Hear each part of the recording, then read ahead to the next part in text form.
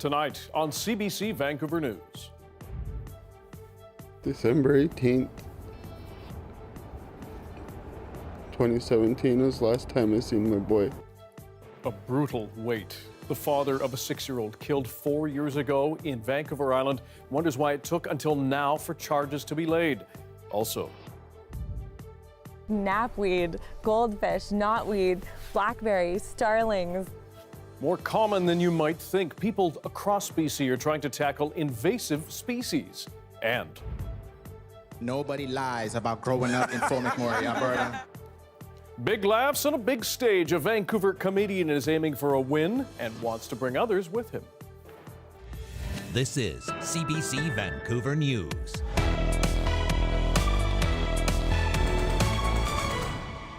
Good evening, I'm Dan Burritt. Thanks for joining us. Anita is away this week. It has been more than 4 years of unanswered questions. Now RCMP on Vancouver Island say 6-year-old Dante Lucas's family is one step closer to finding justice in his death. His mother and stepfather are now charged with his murder. But as the CBC's Zara Premji explains, his family says they must walk a long road before healing can begin. You know, and let my son fly high and fly free. It's been 4 excruciating years for Father Patrick Lucas and his 9 remaining children. My kids are really missing their little brother. My nephew's life mattered. Patrick says he's spent every moment since his son's sudden death fighting for justice for Dante, a little boy with big dreams.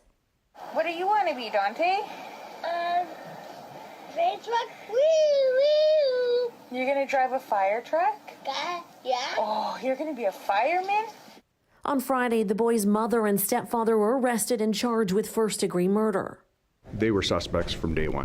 But it took 4 years of evidence gathering to finally lay the charges. We wait sometimes a year for a report from on forensics, and that's just the way it is. The little boy was living in Port Alberni in March of 2018 when he was reported to be in medical distress. He died a few hours later. At least the little child is going to find justice. Even if it took a long time to get there. I don't know what happened at the Crown Council office, so maybe they need more staff as well.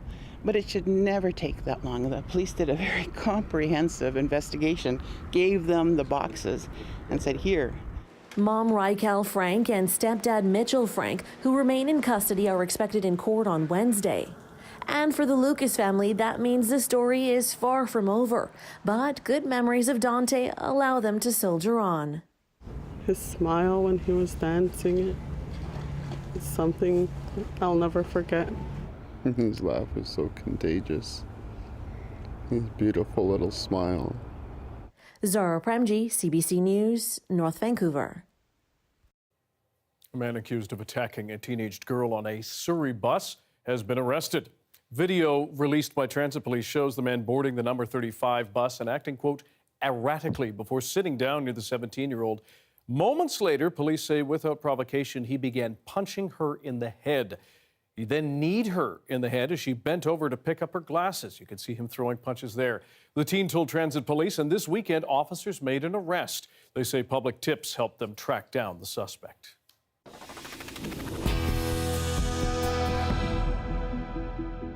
As gas prices continue to smash records in Metro Vancouver and beyond, drivers are just some of the people seeing a spike in prices. As Joe Ballard reports, the price at the pump is a way of dripping down, leaving non-drivers squeezed as well. Surprise! Metro Vancouver is once again setting records with its high gas prices. But it's not just here at the pump where British Columbians are feeling the pain. Sadly, it's all around us. This is 3 ways high gas prices are impacting you, even if you don't own a car. When we're shopping for products, how they end up at the store isn't always clear, but they actually all share a similar journey on the back of a truck. Everything that you and I buy, everything that companies use to produce whatever it is they're producing, everything is impacted by prices, because to move anything, it's costing more and more as the weeks and months move on here. And truckers are also facing increased fuel costs, which gets passed on to the consumer through the product they're buying. In British Columbia, our members tell us that the number one consumable cost in operating cost is definitely fuel.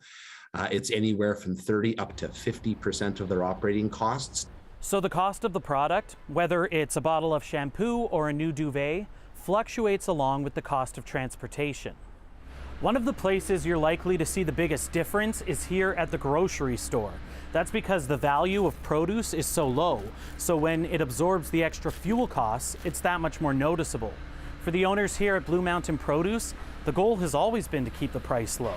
Unlike some of the bigger chains where they may have other areas that they can pull from in terms of sales, like we just sell fruit, produce, and groceries. And if we don't raise our prices, we can't afford to be here. And as businesses battle inflation, growing utility costs, supply chain issues, the high gas prices can feel like a bitter cherry on top. It's like triple whammy there, right? I mean, I've seen some of our suppliers have gone up since last year to this year 3 times, right? I mean, they've gone up and then they said, okay, we need to go up again. And then now because of the fuel charges, they're going up again. Compared to 6 months ago, some products, like certain types of bread, are up $1. Getting from point A to point B is also pricier now, even if you aren't the one driving. To offset the cost, companies like Uber and Lyft have added fuel surcharges, where the proceeds go directly to the drivers.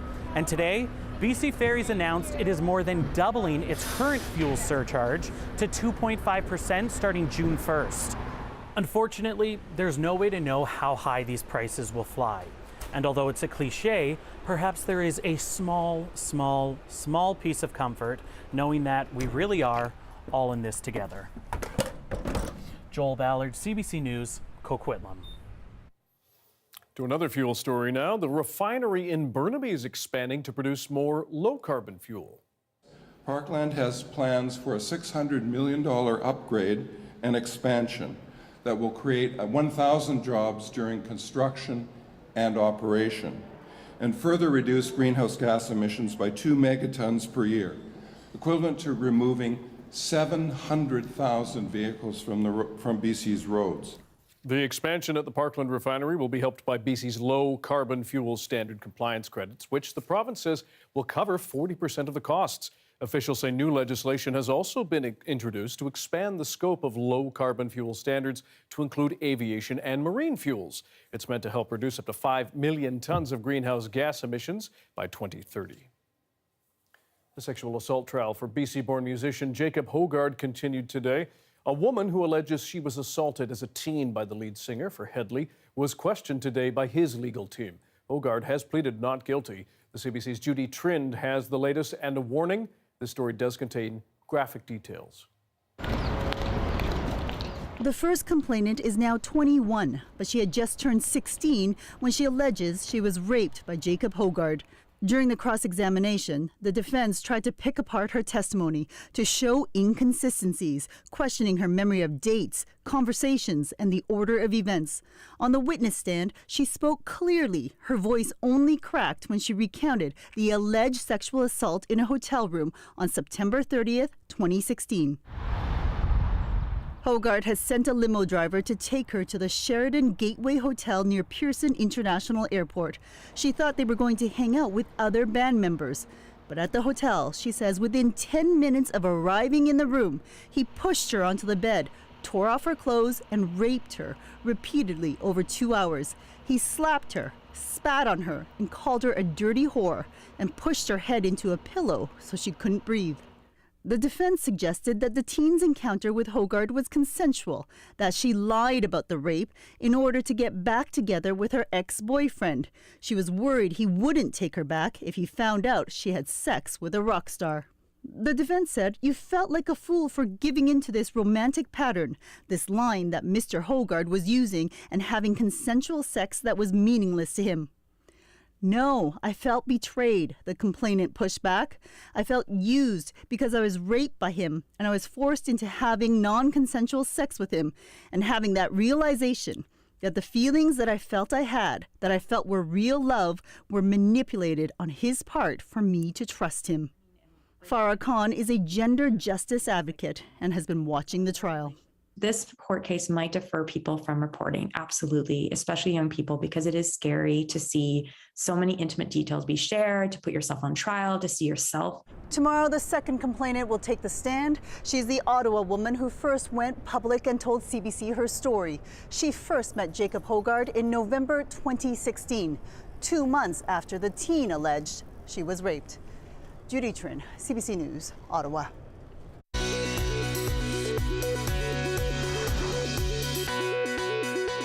A Victoria business owner found himself in a fight for $18,000 after his plan to import COVID-safe dome tents hit a snag with shipping. As GoPublic's Carolyn Bargout explains, the problem centered on the company's e-commerce platform, Shopify. Channing Chan owns 3 coffee shops in Victoria. When the pandemic hit, he came up with a creative idea to keep customers safe. Chan ordered geodesic domes similar to these from a manufacturer in China and placed them over tables on his cafe's patio. Soon, Chan and his friend Natalia Kapitanova decided to go into business together, importing and selling the domes on e-commerce platform Shopify as Wigloo Tent Company. We thought it was going to be so exciting to bring it over here. Raymond Young from Whitby, Ontario, ordered 10 domes from them last May. He wanted to host campers that summer and was told the items would likely arrive within 6 to 8 weeks. But COVID delayed delivery for months. Young wanted his money back and initiated what's called a chargeback with his credit card company, BMO. Young spoke with GoPublic in an audio interview. We only did the chargeback because we didn't think we were getting them. But eventually, Young did get the domes and started renting some of them out. Still, BMO approved the refund. How can it be possible to get the product, to have the money, and have no consequences whatsoever? Young says he intended to pay for the domes after he got them, but not at full price because he says they arrived damaged. Wigloo assumed Shopify would advocate on their behalf after sending them documents showing the domes had been delivered. But Shopify never forwarded that evidence to the buyer's bank. They were out of luck and out of options. We don't know where to start to solve the problem. And Shopify, we don't know. There's no contact person. After GoPublic reached Shopify, the company admitted it made a mistake and gave Wigloo its $18,000 back. Young got to keep his refund too. Corinne Pullman of the Canadian Federation of Independent Business says Shopify dropped the ball. There's that middleman simply because that's where the relationship is with the merchant, and that's part of the ongoing complexity of this industry. Chan and Kapitanova ditched Shopify and now sell the domes on their own. As for the damage to the domes, Wigloo and Young still haven't resolved that dispute. Caroline Bargout, CBC News, Winnipeg. A Vancouver comedian is having big success on the big stage of his life. And as Liam Britton explains, he hopes to use his talent to help others like him. I live in Vancouver now, and it's really funny when I tell people I'm from Fort McMurray, Alberta. Ola Dada had judges cracking up on Canada's Got Talent. And they're like, no, you're lying. I'm like, listen to me. Nobody lies about growing up in Fort McMurray, Alberta. And if I was gonna lie, I'd probably say Wakanda. And that is still more believable than a black guy from Fort McMurray, Alberta. His comedy centers on his prairie upbringing, his family, and working at a bank with a name that some might mistake for a Nigerian prince scammer. I sat down and looked at my own email, and I thought to myself, if I received an email from an Oluwumi Samuel Mubarak, that I wouldn't even open that. No, I wouldn't. He's now headed to the semifinals. A big stage for someone who's only been performing comedy for 5 years. That's why I'm even more grateful, for with the ability to have this opportunity, right? So it makes me work even harder to make sure I don't let, not only myself down, but also like the scene, and even just comedy in general, because I know how much hard work it is to be in a position like this. Dada got his first taste of performing right here. During a comedy night, he asked if he could go up. Got an opportunity to make fun of my friends in front of an audience. It was like a feeling I'd never really experienced before. And then the lady told me like, oh, next time I perform, I get a slice of pizza. I'm like, what? I get a slice of pizza just to tell jokes? I was like, I'm here every week. I'm lactose intolerant too. Like many comedians, a big challenge is bouncing back after bombing. But Dada has also faced heinous racism. Someone even called him the N-word on stage. I've been fortunate enough to be raised by such amazing parents, where like that word doesn't affect me the way it used to. My job kicks in, I find something humorous about it, I make that person look stupid, and then we keep it moving. He's grateful for the support of fellow Vancouver comedians to help him grow as a writer and performer. And he wants to help more Black comedians and comedians of color get on stage. His next performance on Canada's Got Talent airs Tuesday night. The audience will decide if he moves on to the finals. With that comes a chance at $150,000 and a slot on a stage in Las Vegas. There's a bit more than pizza at stake. My name is Enola Data. Thank you so much, guys. Liam Britton, CBC News, Vancouver.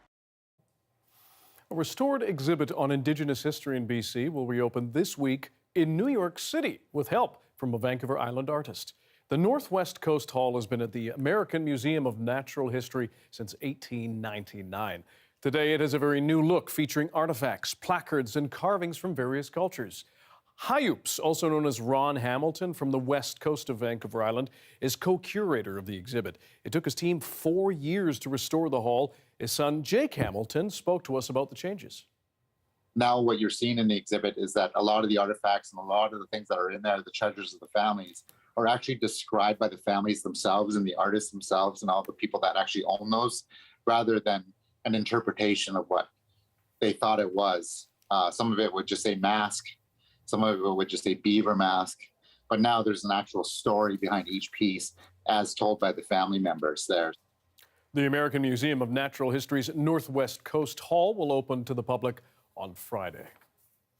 This month, people across the province are putting on gloves and grabbing tools to fight one of the greatest threats to biodiversity in our province: invasive plants and animals. Some can wipe out native habitats. And as Chad Pawson shows us, they're more common than you may think. An idyllic day at one of Vancouver's most popular parks, but lurking everywhere are plants and animals that shouldn't be here.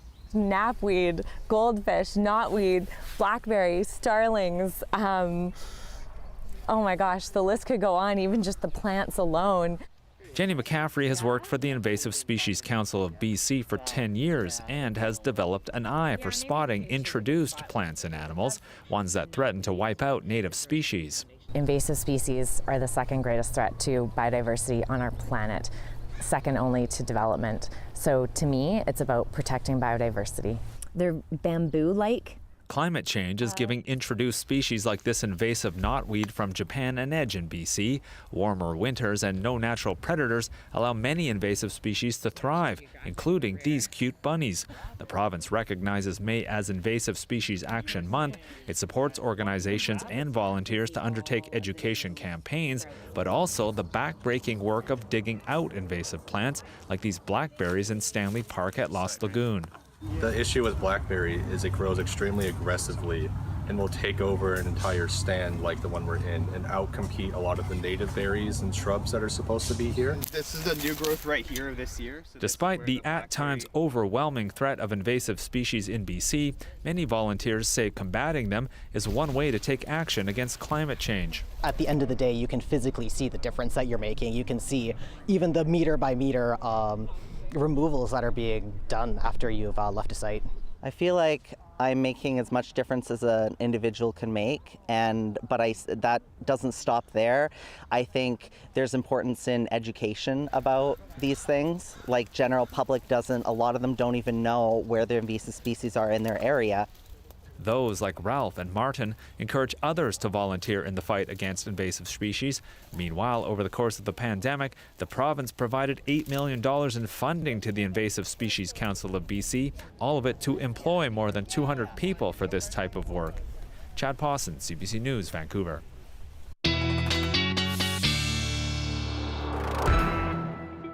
Meteorologist Johanna Wagstaffe joins us now with the forecast. Joe, Chad's story, quite something you don't realize. When she says starlings, blackberries, I mean, they grow like literal weeds, but amazing all of the invasive species that we just take for granted and not in a good way. Rabbit. Yes, exactly. Yeah, tell me if anyone spots any behind me during the forecast here. But I liked the big takeaway, which was know the invasive species in your area, in your community, in your backyard, and you can work to be a small part of the solution. Very different story. I know I'm standing here in a sunshiny spot. We had showers this morning in Metro Vancouver, mixed sun and cloud this afternoon. Nice that we had some sun this weekend. Definitely still on the cool side. Not this cold, however. Take a look at the scene this morning, just north of in the Rockies.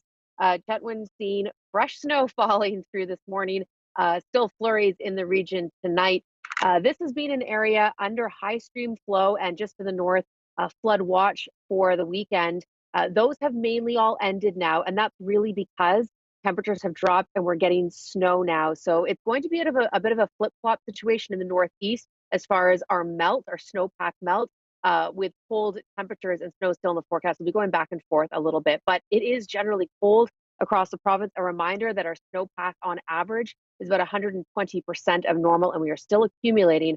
We are near record levels in the Rockies as far as our snowpack goes. So watching that big melt very closely. Not happening this week because of those cool temperatures. And look at that rain for coastal sections, sliding you down from Bella Coola to Metro Vancouver, getting a general 10 to 20 millimeters over the next 24 hours. So yes, that means the showers are back for us in Vancouver for your Tuesday. Watch that low skirting across the Alberta-BC border. We'll taper off, but it does drag down some cooler air for Prince George, Williams Lake, and Haida Gwaii. You've got a separate system hitting you from the Pacific. That rain really ramping up through the morning hours, and this is what will bring us several more waves of rain for Vancouver Tuesday, Wednesday, and Thursday before we get the sun back on Friday. Victoria, I think you'll see a few breaks in there. Kelowna 16, but your seasonals are 19, so it's cool for everyone. There's that 12 in through Prince George. Keeping an eye on the long range patterns. It is hot in the east and cool in the west, and that is certainly showing up in our long range forecast.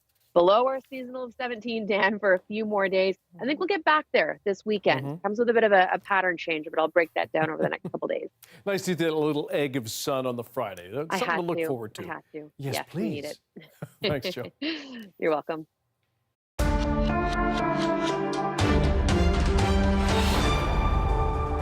Missiles, tanks, and massive crowds of people made their way through the Russian capital today. The annual Victory Day parade commemorating the end of the Second World War is now loaded with new meaning. As Chris Brown explains, President Vladimir Putin used the celebration to justify his country's war on Ukraine, and he claims the blame lies with NATO. Above all, war is now what characterizes Russia under Vladimir Putin. And today was a national celebration of it. Putin justified Russia's invasion of Ukraine, claiming it was either attack or be attacked by the West, although there is zero evidence anyone planned to do that. Putin framed this war as akin to the Second World War against fascists and Nazis, although it's Russian soldiers now being condemned for committing war crimes and atrocities in Ukraine. For them and for Putin, there can be no Victory Day. Only dishonor and surely defeat in Ukraine. On the streets of Moscow and largely across the country, it is Putin's narrative that's celebrated. Russia's cause is always right, said Igor, and Russia has a lot of enemies. It's a pity all of this is happening now, said another woman, but it's being done for the good. But Putin did not declare full-time war mobilization, scaling up Russia's military effort by drafting soldiers to fight, although this analyst says he may still do so. Russia cannot sustain this war given the resources it has been using so far, so it has to have more men physically, more people with arms fighting in Ukraine, and there are very little opportunities to get them from elsewhere. Russia's NATO opponents, meanwhile, spent Victory Day doing military drills on the Black Sea, about 120 kilometers from Ukrainian waters, carrying out a special operations exercise. NATO now has more ships, soldiers, and equipment along its eastern border with Russia than it's had in decades. The buildup has been rapid and dramatic. NATO has gone from having 4,000 troops in Eastern Europe before Russia's invasion to 10 times that many now. Ukraine and everything that happens over there is a threat. A threat. Hurrah! What is no clearer after this day, though, is how Putin plans to finish the war he started. Chris Brown, CBC News, off Constanta, Romania. Millions of ballots were cast in the Philippines presidential election today. Early unofficial results suggest Ferdinand Marcos Jr., the son of the country's late dictator, is far ahead. He ran on a campaign of unity, though his father's time in power was marred by rampant corruption and human rights abuses. As Farah Morali reports, it has some people with ties to the Philippines watching very closely here. Inside the Consulate General of the Philippines in Toronto, poll watchers observe ballots being processed for the country's presidential election. 39,000 people just in this city registered to vote.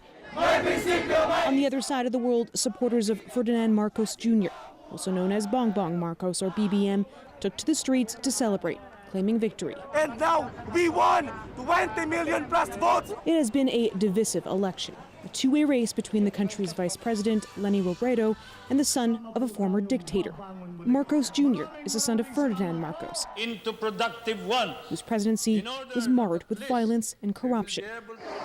He was ousted in a 1986 revolution. We want decency, we want good governance, and we want honesty, and remove corruption. Some Filipinos here say the Marcos Jr. campaign has been plagued with misinformation, spread quickly on social media. They spent a lot of money in changing the story that the Marcos years were the golden years, when in fact it's the other way around, you know. So people are believing that.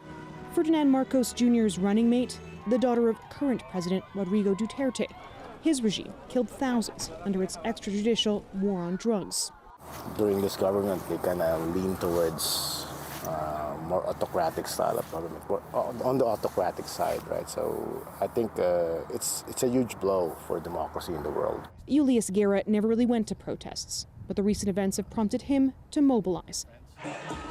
He says watching the grassroots movement of volunteers and artists supporting Robredo has been inspiring, and he felt he had to support it. What's happening in the Philippines will affect the region, I think, and might affect the world too. Back at the consulate, a so-called Vigil for Democracy was held tonight. The Filipino community in Canada really cares about, we still care about the elections back home. Though the election may be all but decided, this group says they won't stop fighting for the future of democracy in the Philippines. Farah Morali, CBC News, Toronto.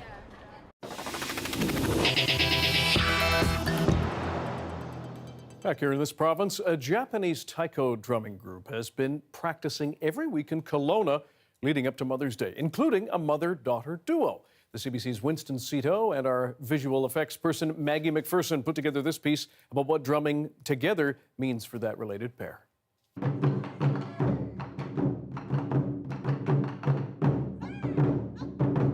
So Yamabiko means mountain echo.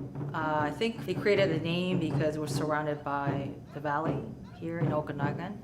2003, I was studying at University of Toronto, and they were offering a Taiko course. After I graduated from university, I have come back to Kelowna.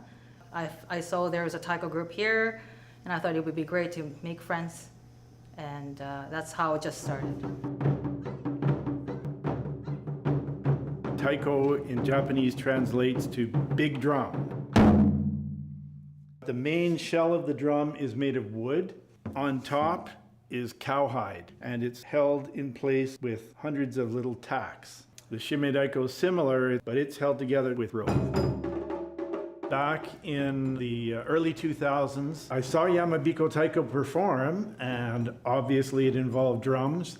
And I could also see that it was very physically vigorous. So I thought, wow, if I join Yamabiko Taiko, I can combine drumming with physical activity. It's really doing great for my, I think, mental health for sure.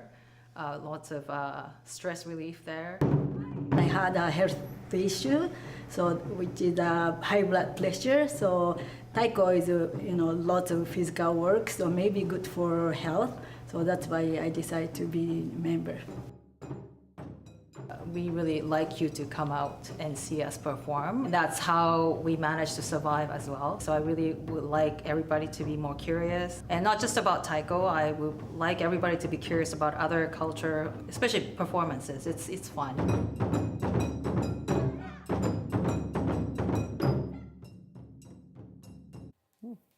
You can always find our news program online at cbc.ca/BC. Thank you for joining us tonight. Our next scheduled local news is right here at 11 o'clock with Leanne Young after the National, following hockey. Have a good night.